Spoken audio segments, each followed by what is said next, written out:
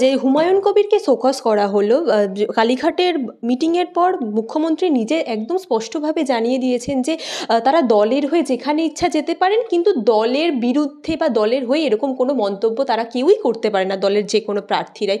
প্রথমে কি বলবেন হুমায়ুন কবিরকে? দেখুন, হুমায়ুন কবির হোক, রিজু দত্ত হোক বা দলের মধ্যে যেই হোক না কেন,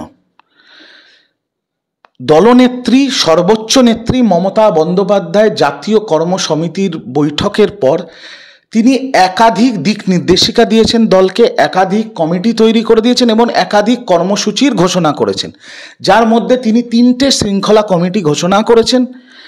আর সেই শৃঙ্খলা কমিটি ঘোষণা হওয়ার পর নেত্রীর স্পষ্ট বার্তা, যদি কেউ দলের শৃঙ্খলা ভঙ্গ করে, সেটা যেই হোক, সেটা রিজু দত্ত হোক, হুমায়ুন কবির হোক, যত বড়ই নেতা হোক, তাকে দল শোকজ করবে, শোকজের জবাব দিতে হবে।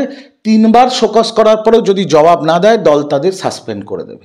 আর আমার মনে হয় কোনো সিনিয়র লিডার, কোনো জনপ্রতিনিধির, কোনো মুখপাত্র, কোনো নেতার যদি কোনো মন্তব্য থাকে, এটা গণতান্ত্রিক দল, মমতা ব্যানার্জি, অভিষেক ব্যানার্জির দল, সবার দলের মধ্যে কথা বলার বাক স্বাধীনতা আছে।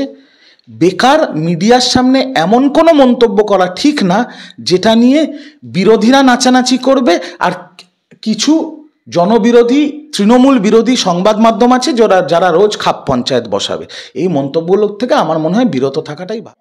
কিন্তু তার বক্তব্য হচ্ছে, মমতা বন্দ্যোপাধ্যায়ের কাছাকাছি যে সমস্ত প্রার্থীরা থাকতে চাইছেন বা নেতারা থাকতে চাইছেন, তারা নাকি তার কানে কুমন্ত্রণা দিচ্ছেন এবং 2026-এ নিজের আসন পাকা করার জন্য তারা নাকি উঠে পড়ে লেগেছে। তার ব্যক্তিগত মন্তব্য, এটা নিয়ে আমার কোনো মন্তব্যই নেই। আজকে আমার মনের মধ্যে যা কথা আছে আমি বলতেই পারি, কিন্তু তার মানে কি সেটা সত্যি কথা? না তার মানে সেই কথাটার ভিত্তি আছে, না সেই কথাটা দলের কাছে প্রযোজ্য? একটা জিনিস মনে রাখবেন, দলের থেকে বড় কেউ না, নেত্রীর থেকে বড় কেউ নয়। নেত্রী যেটা ঠিক করবে সেটা শিরোধার্য, দল যেটা ঠিক করবে সেটাই শিরোধার্য।